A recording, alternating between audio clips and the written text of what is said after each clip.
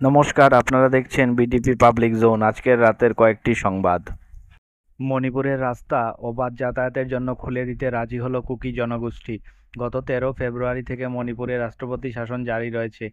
এরই মধ্যে গত 8 মার্চ থেকে উত্তর পূর্বের অশান্তি কবলিত এই রাজ্যে রাস্তাঘাট সচল করতে উদ্যোগী হয় কেন্দ্র, কিন্তু কুকি গোষ্ঠীর বিক্ষোভের জেরে রাস্তাঘাট সচল করার উদ্যোগে প্রথম দিনেই ধাক্কা খায় প্রশাসন।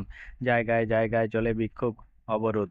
এই আবহে মণিপুরে শান্তি ফেরানোর জন্য দফায় দফায় কুকি নেতাদের সঙ্গে আলোচনা হয়েছে প্রশাসনের। বৃহস্পতিবার নয়াদিল্লিতে কুকি গোষ্ঠীর প্রতিনিধিদের সঙ্গে বৈঠক হয়েছে কেন্দ্রের। ওই বৈঠকের পরে সরকারের সঙ্গে একটি সমঝোতায় আসতে রাজি হয়েছে কুকি গোষ্ঠী।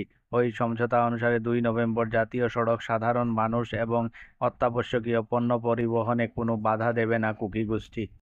নাগরিকত্ব সংশোধনী আইন নিয়ে রাজ্যে বিভিন্ন সংগঠন ফের প্রতিবাদ শুরু করেছে এবং আশুর মতো সংগঠন সরাসরি বাঙালি হিন্দুদের দিকে আঙুল তুলছে।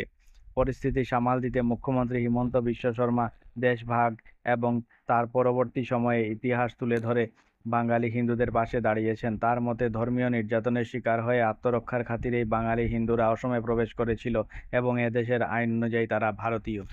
আমেরিকার সঙ্গে ভারতের টানাপোড়েনের মধ্যে বহুপাক্ষিক কূটনীতিতে আরও জোর দিচ্ছে নয়াদিল্লি। বৃহস্পতিবার দিল্লিতে প্রধানমন্ত্রী নরেন্দ্র মোদীর সঙ্গে বৈঠক সারলেন সিঙ্গাপুরের প্রধানমন্ত্রী লরেন্স ওয়াং।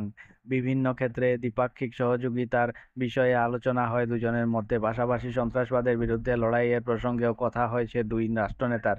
3 দিনের সফরে মঙ্গলবার ভারতে এসেছেন ওয়াং। খবর আজকের মতো এখানেই শেষ হলো।